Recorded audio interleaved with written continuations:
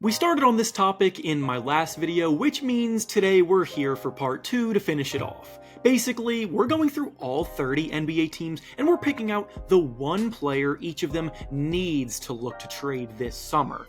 The offseason has officially arrived. All of them are currently devising game plans for what they want to accomplish during this period, and every team has at least one guy that could be viewed as expendable. In my last video, we went through the teams in the Eastern Conference, so if you missed that, be sure to go watch it after you watch this one. But now today, we're finishing things off by going through the teams in the Western Conference.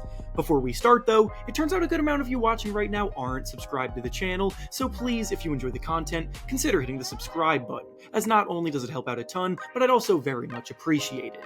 Now with that being said, let's begin. We'll be going in alphabetical order, so we're starting off with the Dallas Mavericks, and the player they need to trade this summer is Tim Hardaway Jr.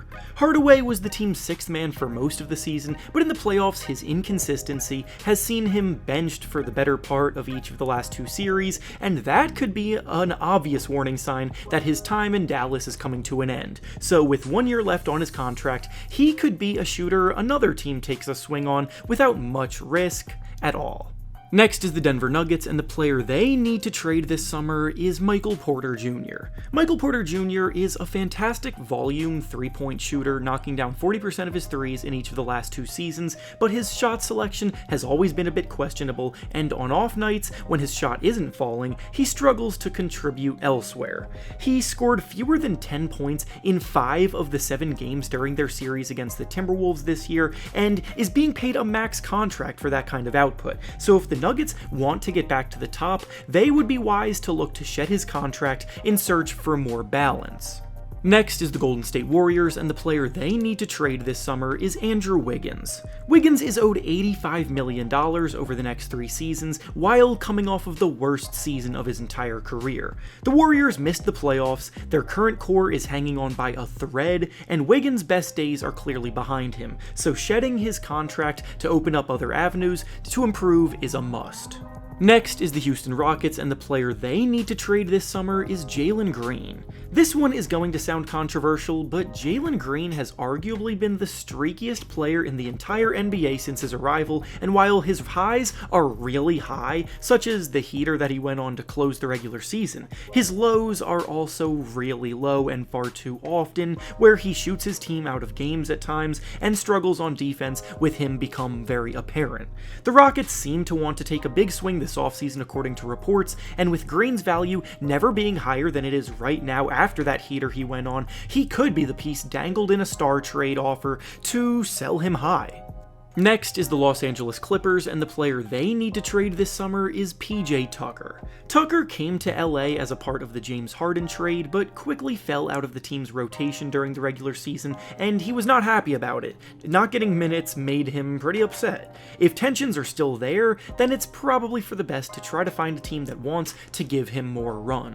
Up next is the Los Angeles Lakers, and the player they need to trade this summer is D'Angelo Russell. Russell's time with the Lakers, both stints, have been an emotional roller coaster filled with highs and lows. The Lakers are entering a big offseason that could see LeBron James leave, but obviously if the Lakers get active and try to retool for a bounce-back season to convince LeBron to stay, then D'Lo's probably going to be the player that would be traded in whatever deal they do find.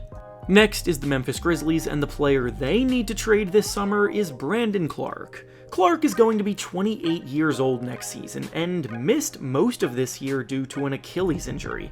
He brings good energy off the bench, but after a massively disappointing season, the Grizzlies will look to get themselves back on track, and the $12 million that they owe Clarke annually will probably have to be included in trade offers to make the money work. Up next is the Minnesota Timberwolves, and the player they need to trade this summer is Karl-Anthony Towns. Again, this one was really hard to pick, but behind the scenes of the Timberwolves playoff run this year, the organization has been having an ownership battle, and it's been reported that the ownership group trying to take over the team would reevaluate Towns' position on the roster if they were successful in getting the team under their ownership. The Wolves have built a defense-first team, and Rudy Gobert's presence is vital for that. So while they still found success together this year, Towns' standing is currently up in the air until the ownership battle is sorted. Next is the New Orleans Pelicans, and the player they need to trade this summer is Brandon Ingram. Ingram is up for a max contract extension this summer, but reports are indicating the Pelicans don't want to give one to him after his disappointing showing in the playoffs this year, and for things like this, where there is smoke, there's usually fire. The former All-Star's value may not be as high as it once was, but he would still garner plenty of interest on the open market, and for a Pelicans team in desperate need of an improvement at point guard and center, they could use Ingram as a way to accomplish that. Next is the Oklahoma City Thunder, and the player they need to trade this summer is Josh Giddey. Giddey started all season long for the Thunder, but in the playoffs he ended up getting benched because of his lack of confidence that the team had in his offensive game. He's a great passer and defender, but the ball is in Shai Gilgeous-Alexander's hands more for good reason, and the Thunder are expected to use Giddey as a trade chip to try to find an impactful player that doesn't necessarily need the ball in his hands as much as Giddey does, that fits cleaner into their lineup. Next is the Phoenix Suns, and the player they need to trade this summer is Bradley Beal. Unfortunately for them, this seems pretty unlikely due to Beal's no-trade clause still being in effect, but this video is about who needs to be moved, not who the most realistic option is. The Suns' big three have taken up pretty much the entirety of the team's payroll, and Beal's days as an all-star caliber guy are long gone, so they're handcuffed pretty badly regarding ways to improve at the moment. Next is the Portland Trail Blazers, and the player they need to trade this summer is Malcolm Brogdon. Brogdon got sent to Portland last summer, and the expectation was that by the trade deadline, a contender in need of bench production would come scoop him up, but that never happened. This offseason being here reopens that window, and he'll definitely be a hot commodity. Next up is the Sacramento Kings, and the player they need to trade this summer is Harrison Barnes. The Kings are at risk of hovering in the realm of mediocrity moving forward unless they shake things up, and Barnes encapsulates that mediocrity to a T, so he and the $37 million that he's owed over the next 2 seasons should be included in any trade offer for the sake of finding an upgrade and making the money work.